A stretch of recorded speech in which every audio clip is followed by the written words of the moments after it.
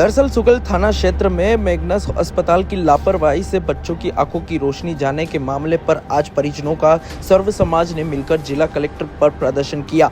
परिजनों का आरोप है कि हॉस्पिटल की शिकायत कई बार सुकेर थाने में और एसपी को की, मगर पुलिस प्रशासन हॉस्पिटल के खिलाफ कोई कार्रवाई नहीं कर रहा है। आज परिजन जिला कलेक्ट्रेट पहुंचे और प्रदर्शन किया। इस दौरान कलेक्ट्रेट पर सीएमएचओ डॉक्टर शंकर लाल बामनिया से परिजनों की काफी देर तक बहस हुई।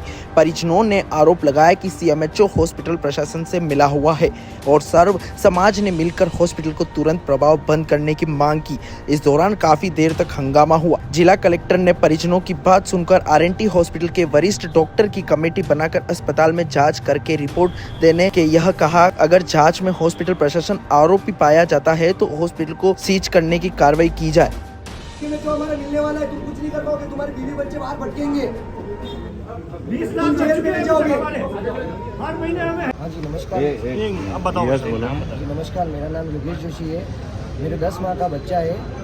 आज वो अपनी आंखों से देख नहीं पा रहा है, उसके खिलाफ मैंने प्रेस कॉन्फ्रेंस भी रखी थी और मैग्नस अस्पताल में जो डॉक्टर है शिल्पा गोल और मनोज अग्रवाल जो डॉक्टर है उनके खिलाफ कानूनी कार्रवाई की मांग करी है, क्योंकि मेरे पास सारी रिपोर्ट से मैं 7 महीने तक अपनी वाइफ का वहाँ पे चेकअप करा रहा था डिलीवरी के लिए। 7वें महीने में एकदम उन्होंने मुझे बोला कि आपकी वाइफ का वाटर लेवल कम है, अर्जेंट डिलीवरी करनी पड़ेगी। तो उन्होंने अपनी सोनोग्राफी की रिपोर्ट उसी हॉस्पिटल में दी जहाँ पे उनका वाटर लेवल कम आया। उसी समय में वहाँ से निकला और अर्थ डायग्नोस्टिक जो मधुबन में स्ट्रीट है वहाँ पे अपनी जांच कराने गया उनकी सोनोग्राफी की। वहाँ की सोनोग्राफी की जांच बहुत अच्छी है।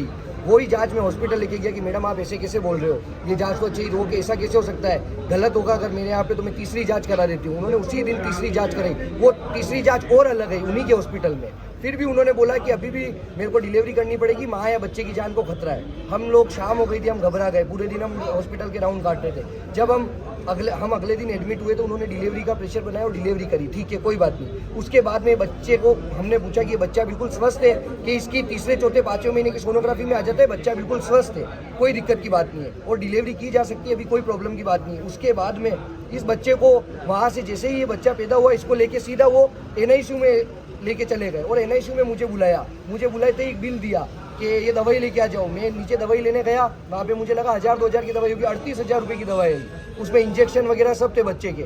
उसके बाद में मुझे डॉक्टर ने बुलाया, डॉक्टर मनोज अग्रवाल जो शिशु रोग के विशेषज्ञ वहाँ पे, उन्होंने मुझे वहाँ पे बुला के बोला कि ये बच्चा अगर 15-20 दिन तक इस टेम्परेचर में इस वातावरण में नहीं रह पाता है तो आप समझना कि आपका बच्चा भी है या मत समझना है, बच्चा 50-50 है। मैं 20 दिन तक उस हॉस्पिटल के राउंड काटता था। फिर जब 17-18 दिन हुआ, मैंने बोला कि अब सर मेरे पास पैसे नहीं है, इसको आप गवर्नमेंट में शिफ्ट कर दो।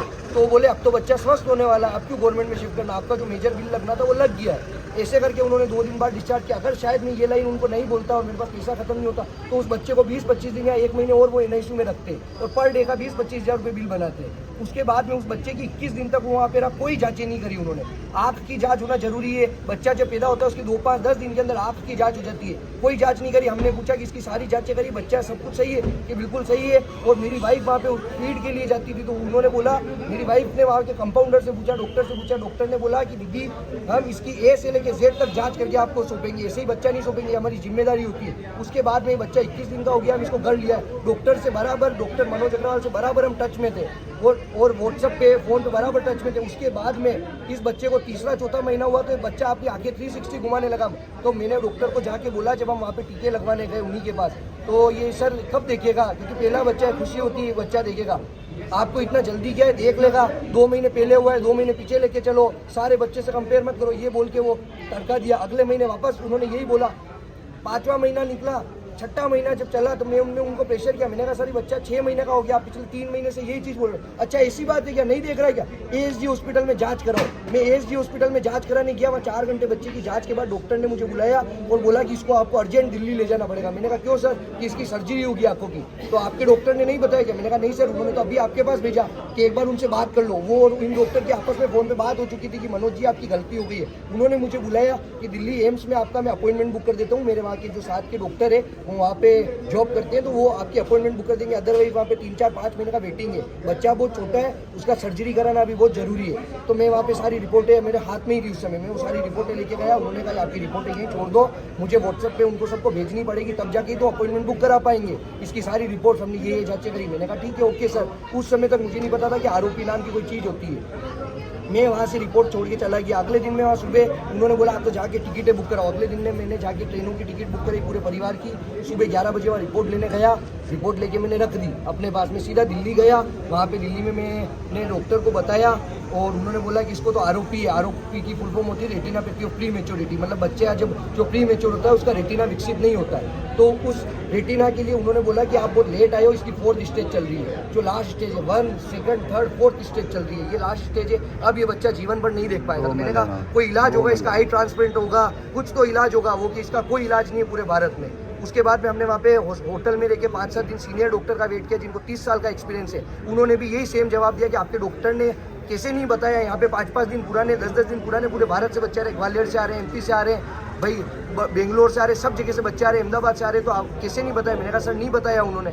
उसके बाद में फिर वो कहे कि कुछ नहीं हो सकता, सॉरी हम कुछ नहीं कर सकते, डॉक्टर है, हमारा काम है बच्चे को बचाना, पर हम नहीं बचा पाएंगे क्योंकि अब ये नहीं देख पाए। वहाँ से मैं हैदराबाद गया, वहाँ पर भी उन्होंने सेम जवाब दिया, पर फिर भी उन्होंने आंखों का इसका इलाज करा और मेरे बहुत पैसे भी लगे। फिर भी उन्होंने बोला कि हम आंखों का इलाज सिर्फ इसलिए करें क्योंकि इसका पूरा भविष्य है। अगर ये देख भी पाएगा तो 5% देख पाएगा, इतना पास से, बस इतनी पास की चीज़ को देख पाएगा, बाकी ये नहीं देख पाएगा आपके जैसा। तो मैंने उनको भी पूछा कोई इलाज है इसका, उन्होंने मना कर दिया कि आपके डॉक्टर की गलती, उनसे जाके बात करो। उसके बाद में जब मैं उदयपुर आया तो उदयपुर आके मैं उस समय, और सबसे पहली बार बीच में मैं बात भूल गया, हैदराबाद में डॉक्टर को मेरे पिताजी जो मेरे बच्चे के दादाजी है, मैं तो हॉस्पिटल में दिन भर भागा दौड़ी करता था, इन लोगों का एंट्री अलाउ नहीं थी वहाँ पे, तो ये लोग बाहर ही रहते थे। तो इन लोगों की डॉक्टर से बातचीत हुई, डॉक्टर ने फ़ोन पे इतना बोला आप आना, मैं मैडम से आपको 2 लाख रुपए दिलवा दूंगा, और पता नहीं मेरे से इतनी चूक कैसे हो गई, आपको इलाज कराओ, जो होगा मैं पैसे आपको दिलवा दूंगा। उस दिन के बाद इन डॉक्टरों का मेरे पिताजी बहुत रोए, मेरे बच्चे के दादाजी फ़ोन पे इन डॉक्टरों के सामने। मैं इतनी मानवता नहीं कि दूसरी बार इन्होंने फ़ोन करके पूछा कि क्या हुआ आपके बच्चे के साथ, इलाज हुआ नहीं हुआ, क्या चल रहा है, कुछ भी नहीं पूछा आज के बाद। और उसके बाद में जब मैं घर पे आया तो मैंने सारी जांचें देखी, उसमें पेनों से इन्होंने काटा पीसी कर रखी थी। उसकी FSL जांच आप में किसी को भी बताऊंगा आप पहचान जाओगे कि गलत लिखा हुआ है, बाद में लिखा हुआ है, पेन की शाही चेंज है, वर्ड चेंज है, फॉन्ट चेंज है। उसके बाद में मैंने, मेरे पास उसकी फोटोकॉपी करी हुई थी डॉक्यूमेंट्स की, मैंने वो मिले, वो और ये दोनों डॉक्यूमेंट्स बिल्कुल डिफरेंट। आज CHO में और कलेक्टर साहब से मिले तो आज CMHO साहब से मिले उनको। मैं 2 महीने पहले SP साहब के पास गया था ये रिपोर्ट देने। उसके बाद में मैं हॉस्पिटल के राउंड काट रहा हूँ बाहर और अपने यहाँ बड़े हॉस्पिटल के। तो मैं SP साहब के पास गया, SP साहब ने मुझे आश्वासन दिया कि इनकी कमेटी बनाई जाएगी और कार्रवाई होगी। 2 महीने हो गए उसको। मैं सुकेर थाना लगता है इनका, वहाँ पे हिमांशु सिंह जी राजावत के पास 4-5 बार राउंड काट के आया हूँ। वहाँ की जो SI है रेणु खोईवाल, उनके पास राउंड काट के आया हूँ। हो जाएगा, कमेटी बन जाएगी, कल बन जाएगी, रोज़ ऐसे करके 2 महीने निकाल दिए। आज हम सब लोग यहाँ पे इकट्ठा हुए हैं और अभी बहुत सारे जने, जब मैंने ये सूचना मेरी पहुँची तो आज बहुत सारे जने जो पुराने पेशेंट है, जो माँ बाप है, वो सब भी अपना दर्द लेके आए हैं। आज हमारे पास बहुत सारे गवाह हैं उस हॉस्पिटल के लिए। और दूसरी बात, यहाँ पे आज CMHO साहब को ज्ञापन दिया है और कलेक्टर साहब को दिया है, उन्होंने आश्वासन दिया है कि जल्द से जल्द कार्रवाई होगी और हॉस्पिटल को बंद किया जाएगा। जब तक मेडिकल कमेटी नहीं बनती है और जब तक वो दोषी नहीं पाए जाते तब तक भी हॉस्पिटल को बंद किया जाएगा। और अभी तुरंत प्रभाव से वहाँ पे उन्होंने जो बड़े सीनियर RMT के डॉक्टर वगैरह हैं उनकी टीम भेज दी है और अभी हम सब लोग भी वहाँ के हॉस्पिटल के लिए रवाना हो रहे हैं। बहुत